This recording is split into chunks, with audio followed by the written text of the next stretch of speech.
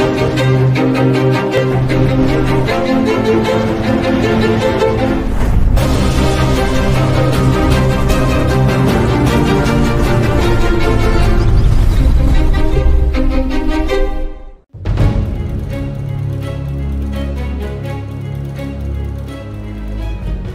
countdown to the big B-Day or the Union Budget presentation by the Finance Minister Nirmala Sitharaman is right around the corner on 23rd July.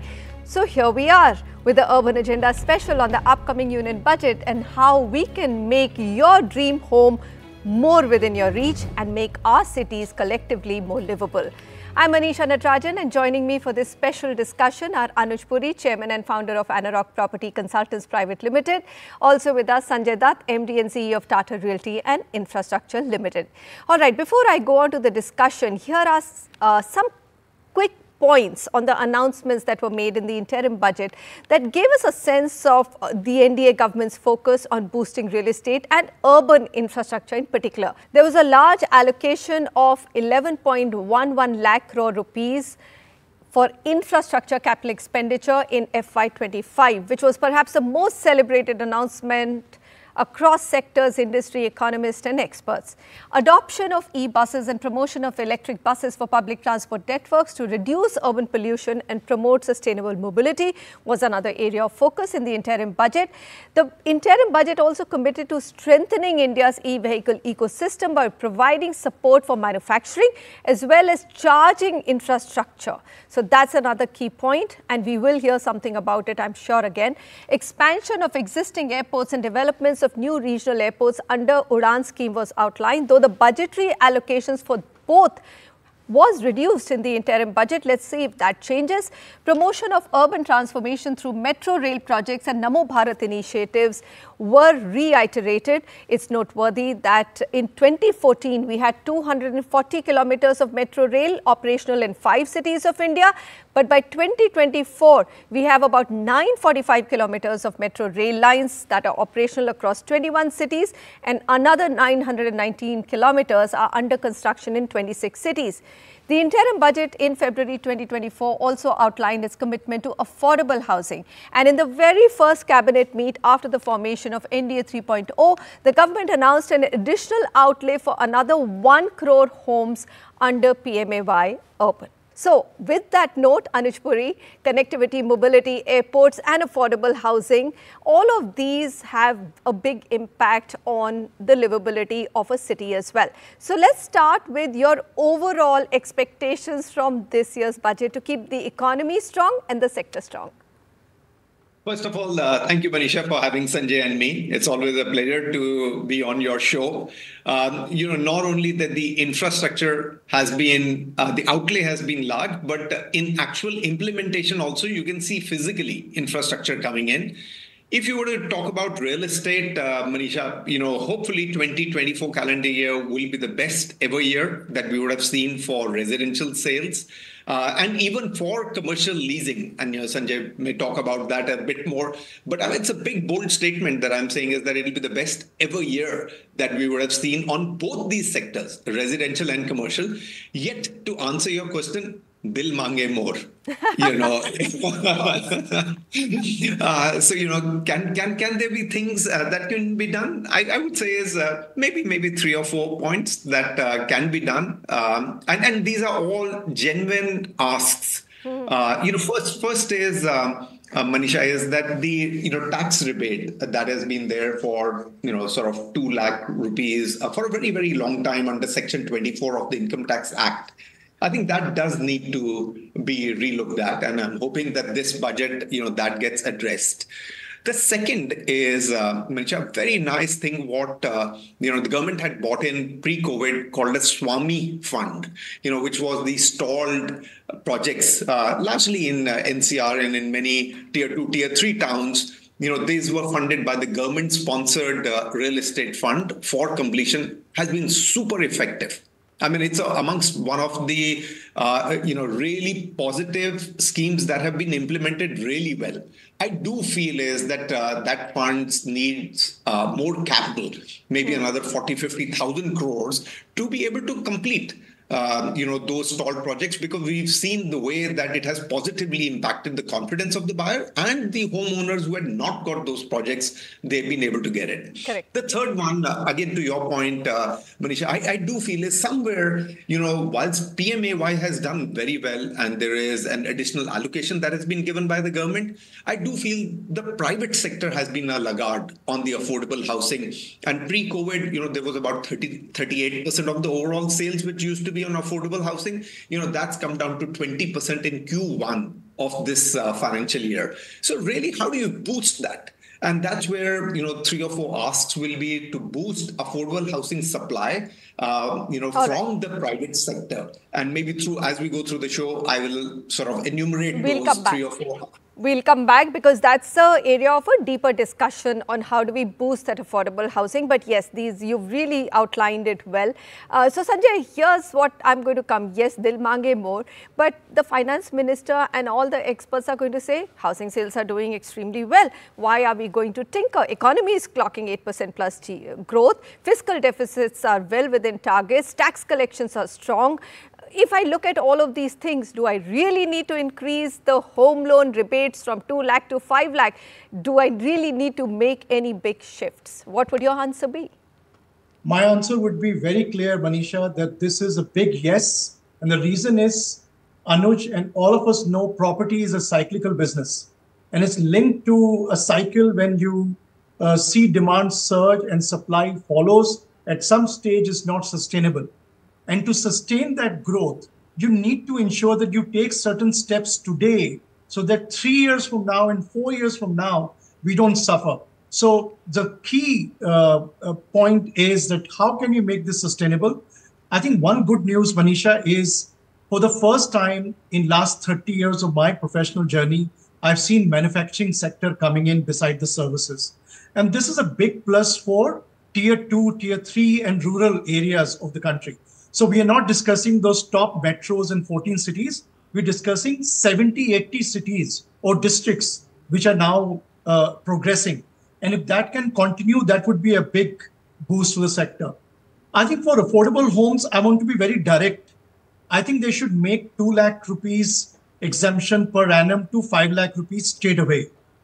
Third, the affordable definition should move to 1 crore rupees, especially in the metro cities, because they all are law-abiding, tax-paying citizens of this country who are struggling to own home. And on the other side, even if we want to rent these properties, we are taxed. So that's another area, in my opinion. And the big ask for me is, and the word and an expression that I'm using very boldly today on the call is unshackled real estate. And when I say unshackled real estate is, you please do not charge this sector beyond 45% tax. So from land acquisition to construction and steel and cement tax to basically, GST on JV and JDAs, all the way to the buyer of a home, the tax and the property taxes that eventually that we pay as developer during the development. If you exceed the tax beyond 50%, the developers will not be profitable. The developments will not be profitable. The banks will be under stress. And then we will need more money for Swami Fund to, give them the last mile funding. All right. So let's now talk about affordability, which is the missing puzzle in India's home boom right now. So Anuj, I'm going to come back to you. So you said, yes, just to explain to our audience, the reason why 2 lakhs to 5 lakh interest exemption makes a lot of sense on home loans is because it suddenly adds to the affordability, right? But go ahead and take it forward from here on what are the other 3-4 things which can be done for the home buyer and then for the developer to actually increase the supply of affordable homes. We'll break it down in 2 parts. So I'll take it forward from where Sanjay left, Manisha. The first one is the definition of affordable housing itself. I myself am uncomfortable with that 1 crore definition. If you look at what India earns, right, the middle income family earns, 1 crore is not a home that they will be able to afford. It might be your ask, but here's my request to both of you. Let's try and limit it to 75 lakhs and say, how do we increase the supply of 25 to 75 lakh homes? Here's the price target that I've given you, Anuj and Sanjay. Anuj? Absolutely. Yes, absolutely. I mean, we can do 75 lakhs, but, Manisha, 45 lakhs is today where the limit is. I mean, a city like Bombay, to get 45 lakh rupee home is going to be a, challenge. Can it be done? I think as the infrastructure continues to get laid and larger land parcels get connected with the main city, it can be done. But today it may be tough to do 45 lakhs. Maybe we can have a separate definition for Mumbai. But then to have a blanket 75 lakhs, I don't think is a fair ask. And I don't think Sanjay is saying that either. I think Sanjay is also saying is that, do it city-wise, have a criteria that some of the cities which do demand that kind of, value, you will have to increase the value, and you can't have, sort of one brush paint all. At this moment in time, that is what is happening. Is so maybe that 45 lakh needs to go to 60 or 75 lakhs, or for a city like Mumbai, even touch 90 lakh 1 crore, or limited to 75. But 45 lakhs is, to my mind, what is restricting, and that's why if you look at it, the data that we are producing actually is incorrect in a way, Manisha, that it is getting out of the affordable housing definition, yet the buyer is actually an affordable housing buyer. Because in 45 lakhs, that buyer is not getting anything. As a result of which we are saying is that he is not buying or she is not buying affordable housing. The moment you increase this definition from 45 lakhs to 75 lakhs, you will see the percentage, which was, as I said, is, before COVID in 2019. Should we not change the definition to mid-income housing and have a separate one for affordable? Like under the CLSS scheme, Anuj, you do have a mid-income housing. So now, because, luxury has now encompasses everything above 1 crore. Then there is a premium category which encompasses everything above 45 lakhs to 1 crore, right? But there is no middle income. And actually what all three of us are talking about is a mid-income house for a mid-income family, correct? Yes. You are absolutely spot on, Manisha. It is the mid-income maybe the PMAY does the more affordable housing, and, we are wanting to address, the buyer who is in that 45 lakhs to 75 lakh rupee category. So that is where, that's the first thing that I'm saying is, second is you will need to bring in tax incentives for the developers under 80 IB, because, they are today not incentivized to do these smaller homes. The bigger homes, the premium homes, the luxury homes, are selling. And data is all showing that they are doing exceptionally well. Now, these are private developers. Many of them are listed as well. They have to look at their own stakeholders. Now, if somewhere they are able to make a higher margin in the luxury or the premium, why would they want to go into the affordable housing? The only way that you will be able to attract is that if you do give them tax benefits, that's when your supply will come in is. Manisha, there is no dearth of demand for the affordable housing. It's largely a supply-led market. And because the developers are doing well on the luxury and the premium, they're not building affordable. To excite them, you will have to bring in, tax benefits for these guys. And the other thing is that you have to bring in the credit-linked subsidy scheme, which we had stopped, the CLSS, that will need to be brought in back to be able to, benefit the home buyer who's looking to, it just helps the home buyer to buy that affordable housing. 80 IB, that is literally 100% exemption for affordable homes. And we are saying also change the category to up to 75 lakh projects, right? Sanjay, do you really think it's a valid demand? It's a valid demand. And I want to make one more point in addition to what Anuj said. We are looking at prices have gone up as if we bought the land at historical values. The new land parcels the developers are buying, Manisha, are buying now at 100% premium. So the raw material is costing more for the developer. And therefore, the point I was making is not sustainable. So I agree with Anuj that these incentives will help attract to affordable homes. All right. So we have Swami Fund still to discuss. Stay with us. It's an important conversation. We'll come back and talk about that.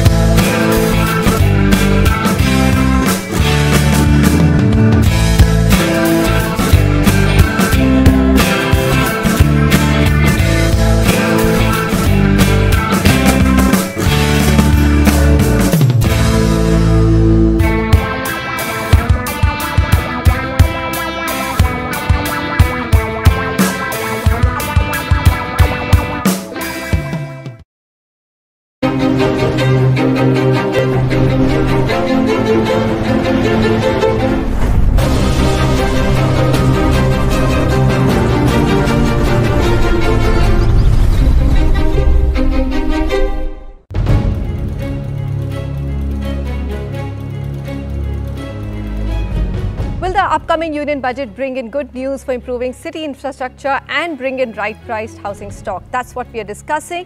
But one other important question is the houses or the units or projects which are incomplete still have been stuck for years on end, leaving buyers extremely disappointed. Swami Fund is a special fund which was set up for reviving these projects. It's done extremely well. Sanjay, 25,000 crore was set aside for it.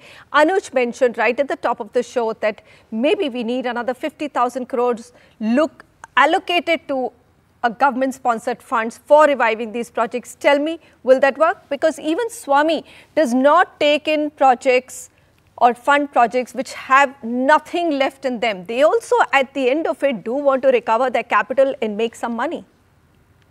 Manisha, first of all, the industry needs 100,000 crores fund. I'm not suggesting that's what we should set up, but we should definitely double it. Swami Fund was last mile funding for affordable homes. I think we should extend that to bid housing at least, and that will also be very helpful. Also, the job that Swami Fund has done is increasingly, complimented by everybody, and I think it has also helped NBFC and lenders to also think through properly, and they are now much better placed to help the project, improve better. So if we have projects and issues, you can have early in the cycle of the project this Swami Fund participation, therefore not necessarily do a damage control, which is what Swami Fund did. So I think continuation of Swami Fund and extra, allocation is definitely a need of the hour. And you can also invite private players in the distress fund. There are many players, Manisha, who are very keen to be part of this because they've seen that this is tried and tested, and there is an opportunity for the sector to play. But there are asset reconstruction funds, and they should take them up, but they don't because there's nothing left in them to recover or make money on, and none of the private ARCs will work if there is no money to be made in a project which is in distress. Anuj, am I incorrect in my understanding? And also give me a little bit of flavor of how the new Swami Fund or new funding within Swami should be structured to help a lot many more projects and not just what the government has termed as affordable homes. I think two parts. One is, Manisha, the others, including ARC and other banks, are unable to do this is because Swami has one special preference, status. One special status, which means is they are above everybody else. Yeah. Everybody else as the lender gets relegated. Correct. To the junior position is, if, and I think Sanjay is saying that only, if some of the other institutions like SBI, Kotak, HDFC, etc. are given similar opportunity, they may also want to set up a similar fund where you are relegated at the senior most. That means you come in last. You are the first one that exits. Whatever money is balance left then gets divided amongst the lenders. The priority remains paramount that the home buyer should get their home first. And that is what the government had done it. I also think is that the government did a great job in being able to implement this. And on top of it, Manisha, the rate of interest is like 11, 12, 13%. I mean, some of these ARCs are like, 16, 18%. So there lies the difference between the two. What else can be done is, I think even in the current scheme, Manisha, there is still between 50,000 crores to a 1 lakh crore requirement so that these stalled projects can still pick up, even if you were to just continue with the current scheme. I do feel is that there has to be two things that will need to be added is one, get this up to the mid-level housing. Don't only leave it for the affordable housing. Plus also, Manisha, it's a little bit of confusion. What happens if in a project, there are mid-level housing and affordable housing? Then, can you complete the project or you can't complete the project given that the permit of Swami is only on affordable? So do enhance that definition in there. I think it's already enhanced a little bit. Unfortunately, I'm running out of time. Quickly, if you could complete.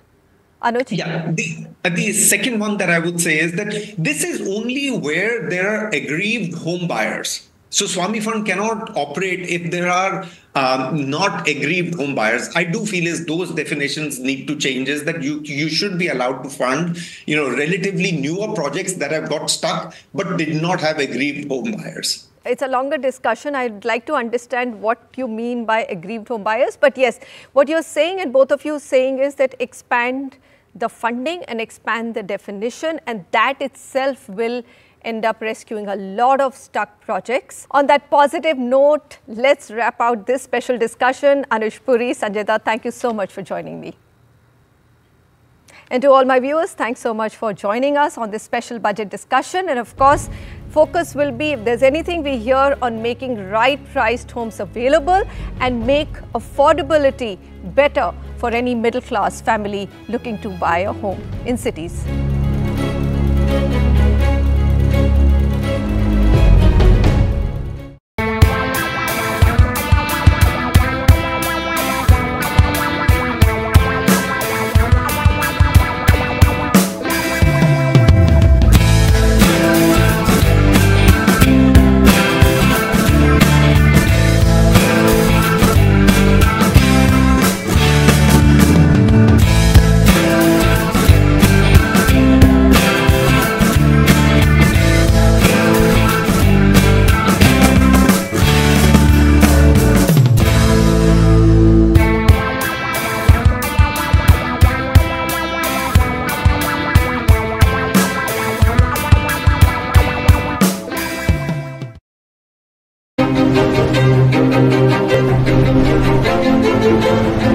Thank you.